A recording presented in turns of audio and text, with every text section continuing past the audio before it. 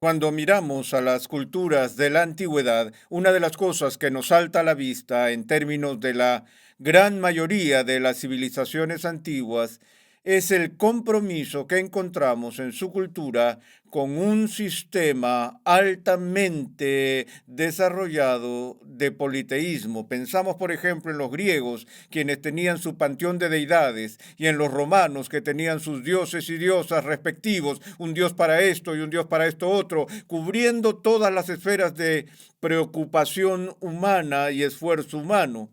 Y sin embargo, en medio de ese mundo mediterráneo de la antigüedad, hay una cultura que destaca por su compromiso desarrollado singular con el monoteísmo.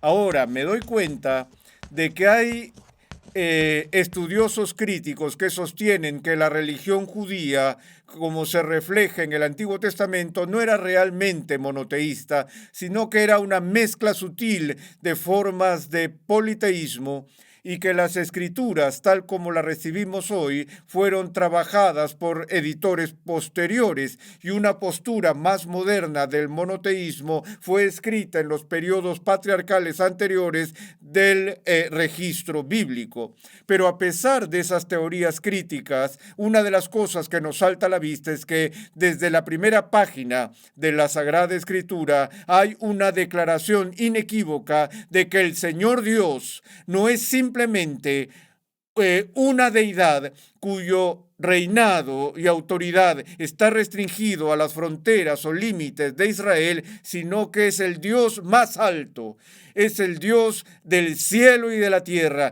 es el Dios que crea y gobierna todas las cosas. Ahora, el trabajo real del desarrollo de la comunidad religiosa de Israel en el Antiguo Testamento puso gran hincapié y gran énfasis en este punto, que Dios es singular, que solo hay un Dios y ninguno fuera de él.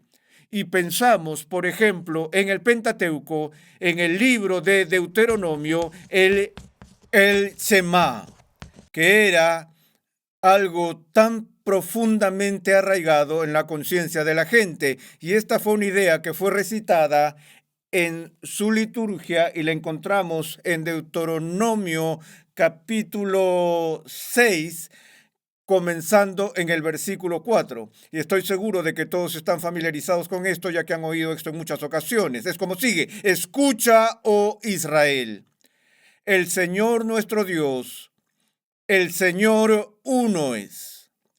Y amarás al Señor tu Dios con todo tu corazón, con toda tu alma y con toda tu fuerza.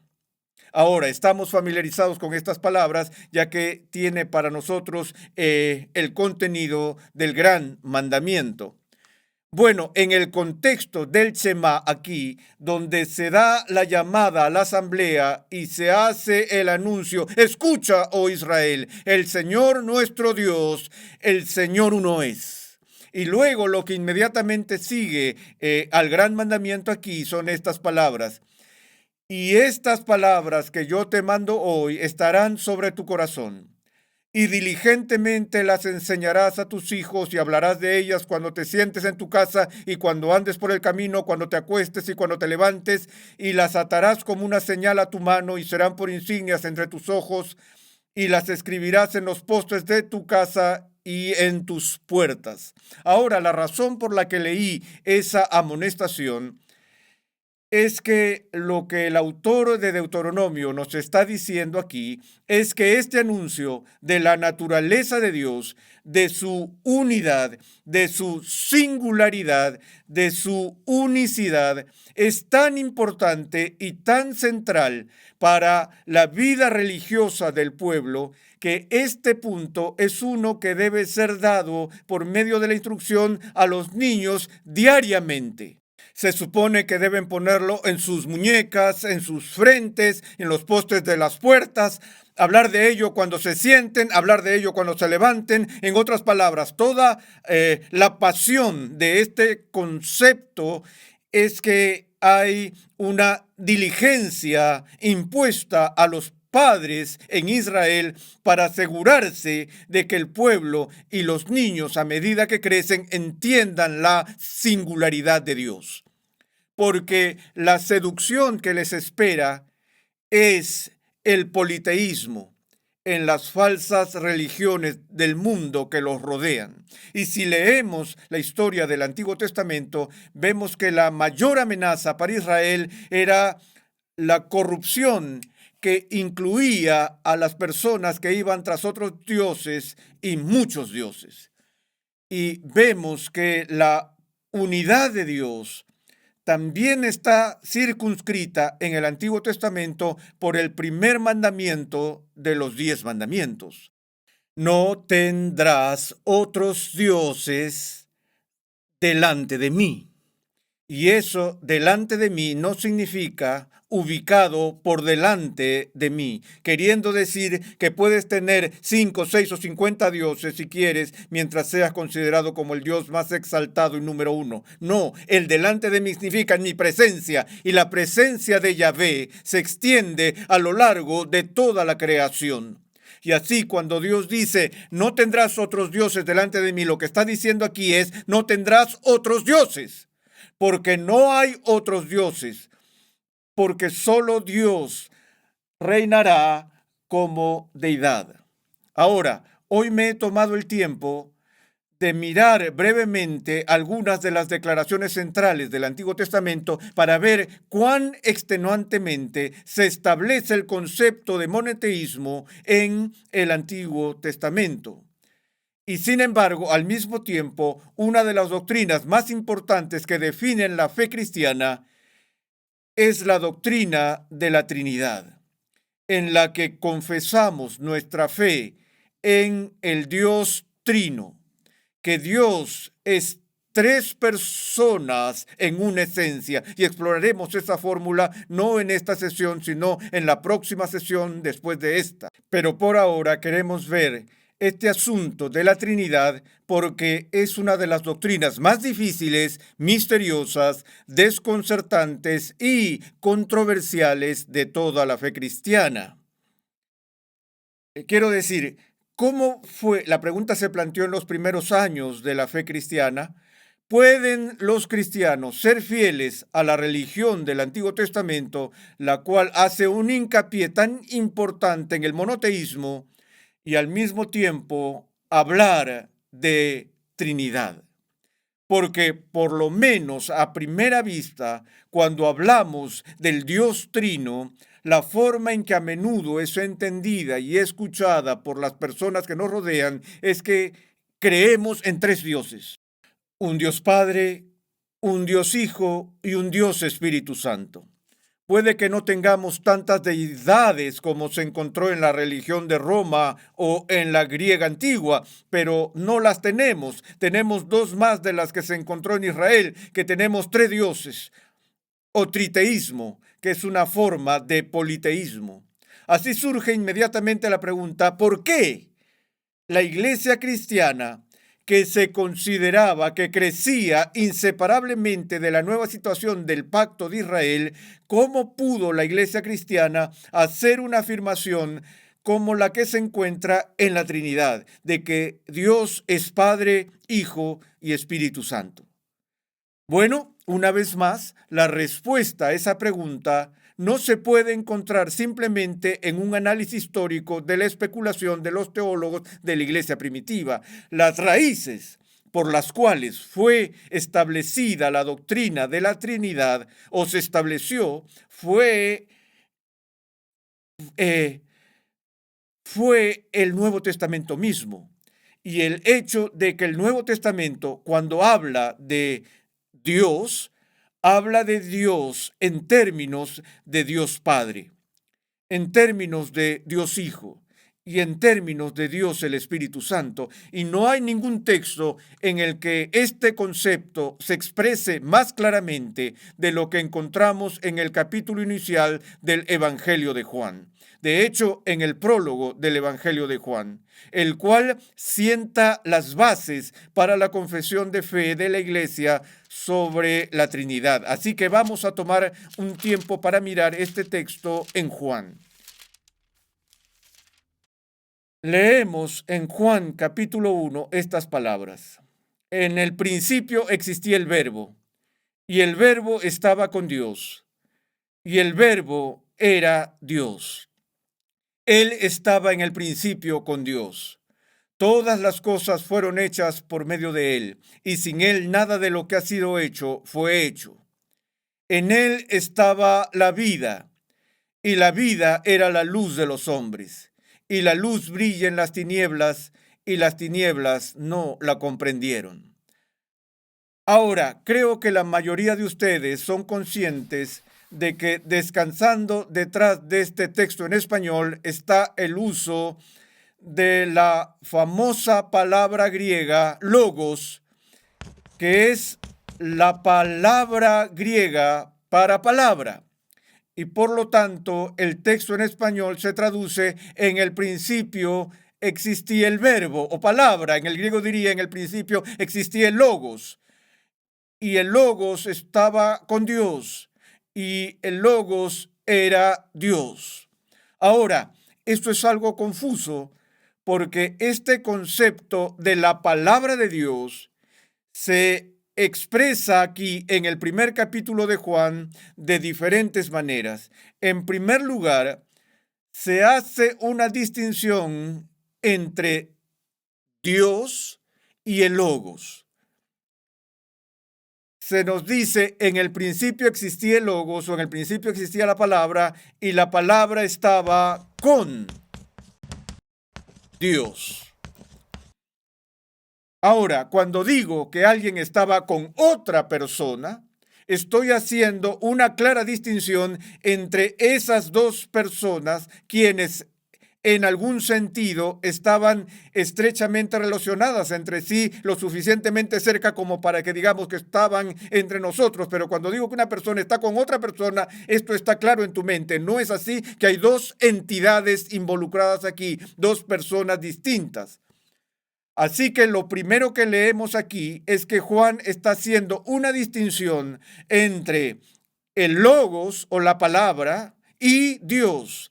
Y esa distinción se hace con respecto al uso de la palabra con. Ahora, también quiero tomar un momento más o menos para desarrollar un poco este concepto aquí de con. Y cuando hicimos nuestra serie de un panorama general de la Escritura llamada Del polvo a la gloria, también pasé algún tiempo en esto desde una perspectiva bíblica, porque esta pequeña palabra con puede parecer algo insignificante y que apenas lleva a alguna profundidad de significado o peso, pero en el idioma griego hay al menos tres términos que pueden ser y son traducidos por la palabra española con. Está la palabra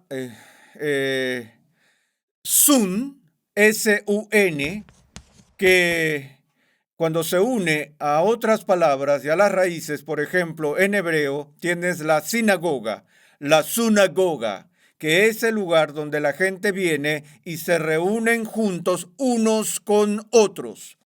Por cierto, este prefijo sun en griego se encuentra con el prefijo español sin, S-I-N, cuando sincronizamos nuestros relojes, los ponemos en la misma página, por así decirlo, nos estamos reuniendo el uno con el otro en el mismo momento y así la sincronía y similares se refieren a un junto con de más de una persona. Ahora, para hacerlo simple, aquí estamos en esta audiencia en vivo hoy y estamos presentes el uno con el otro.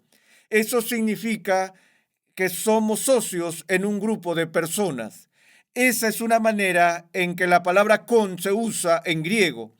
Otra forma es con la palabra meta.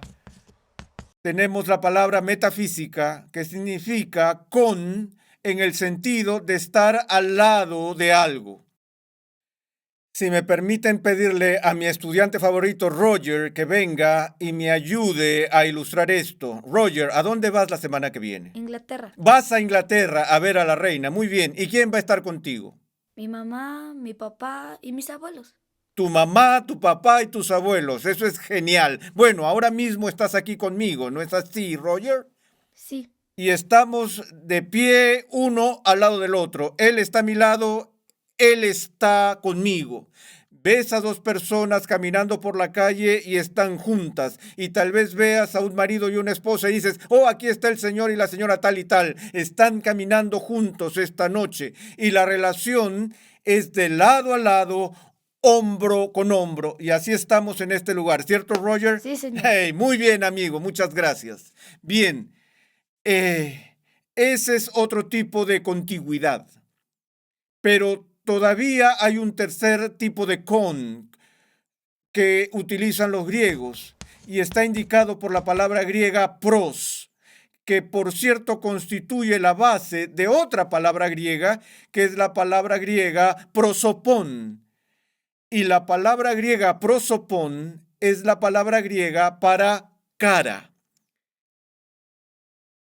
Y lo que tienes aquí con la definición pros de con es una descripción más íntima de la contigüidad, si se quiere. Describe una relación cara a cara, que es la forma más íntima en que las personas pueden estar unas con otras, en una perspectiva cara a cara de intimidad. Ese es el término que Juan usa aquí cuando dice, en el principio existía la palabra y la palabra estaba con Dios. La palabra estaba pros Dios. El logos estaba en esta relación más cercana posible con Dios. Pero no importa cuánto nos esforcemos aquí con estas diferencias sutiles del uso del término con, no importa cómo cortes la palabra con, todavía indica una distinción entre dos partes, ¿cierto?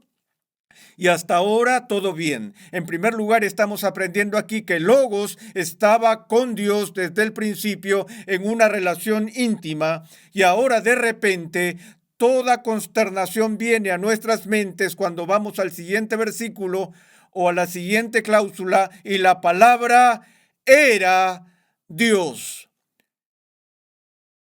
Y el Logos era Dios. Bueno, espera un minuto. Nos estás diciendo por un lado que la palabra está con Dios. Ahora vas al siguiente paso y dices que la palabra era Dios. Y el verbo que se utiliza aquí es una forma común del verbo griego ser. Es un verbo de enlace y se utiliza aquí en la función copulativa en la que lo que se afirma en el predicado ya se encuentra en el sujeto, de modo que son reversibles. La palabra era Dios y Dios era la palabra. Así que aquí tenemos una clara adscripción de la deidad a la palabra. Así, por un lado, la palabra se diferencia de Dios y de otra manera, la palabra se identifica con Dios. Ahora, no es solo por este texto, sino por muchos de estos textos en el Nuevo Testamento que la Iglesia desarrolló la doctrina de la Trinidad. Hay muchos términos descriptivos utilizados para Jesús en el Nuevo Testamento, pero en los primeros 300 años de la reflexión de la Iglesia, lo que dominaba absolutamente el pensamiento de los teólogos era este concepto de logos, porque no solo era muy difícil, sino que nos dio una visión tan exaltada de la naturaleza de Cristo. Pero de lejos este no es el único texto o el único escritor. Juan, por supuesto, es quien nos da el registro de la respuesta de Tomás en el aposento alto, cuando Tomás se mostró escéptico sobre los informes que recibió de las mujeres y de sus amigos de la resurrección de Cristo. Y él dijo, si no veo en sus manos la señal de de los clavos y meto el dedo en el lugar de los clavos y pongo la mano en su costado, no creeré. Recordamos el registro dramático en el que Cristo se aparece a los discípulos y muestra sus manos heridas a Tomás e invita a Tomás a poner su mano, en las heridas de Cristo o en su costado. Encuentro interesante que las Escrituras nunca nos digan si Tomás lo hizo. Todo lo que sabemos es que vio a Cristo resucitado delante de él y Cristo hizo la oferta a Tomás de tocarlo. Y lo siguiente que las Escrituras nos dicen es que Tomás está de rodillas clamando: Señor mío y Dios mío. Una vez más, los escritores judíos del Nuevo Testamento en particular eran muy conscientes no solo del primer mandamiento del Antiguo Testamento, sino también del segundo mandamiento, el no hacer imágenes talladas y la prohibición que estaba profundamente arraigada en el Antiguo Testamento contra toda forma de idolatría. Y la idolatría se comete cuando a cualquier criatura se le da adoración. De modo que la comprensión de los escritores del Nuevo Testamento era la siguiente: que adorar a Cristo solo puede ser justificado si de hecho, de alguna manera, es divino. Porque si no lo es, entonces, en el mejor de los casos, es una criatura. Y la adoración de la criatura es una violación de la verdadera religión, es la esencia de la idolatría. Y que Jesús mismo aceptó la adoración de Tomás es muy significativo. Jesús, en otras ocasiones en el Nuevo Testamento, cuando sana en el día de reposo, cuando perdona el pecado, y los fariseos se oponen a eso, dicen: ¿quién crees que eres? Este hombre se está haciendo igual a Dios. Entendieron la implicancia de lo que Jesús estaba diciendo, porque Jesús dijo: hago esto para que sepan que soy el Señor del día de reposo. Ahora, todo judío entendía que el único que era el Señor del día de reposo era Dios, quien instituyó el día de reposo. Y Jesús dijo: hago estas cosas para que sepáis que el Hijo del Hombre tiene autoridad en la tierra para perdonar pecados. Y de nuevo, los judíos reaccionaron con ira porque dijeron que se está atribuyendo los derechos y privilegios y las autoridades que pertenecen a Dios solamente. Y de nuevo, de vuelta al prólogo de Juan, el que se desprende de la declaración, y la palabra era Dios, que estaba en el principio con Dios, todas las cosas fueron hechas por medio de él, y sin él nada de lo que ha sido hecho fue hecho. Aquí el Logos se identifica con el Creador, y finalmente en él estaba la vida. Recuerden lo que Pablo dice en Hechos, que es en Dios que vivimos, nos movemos y tenemos nuestro ser.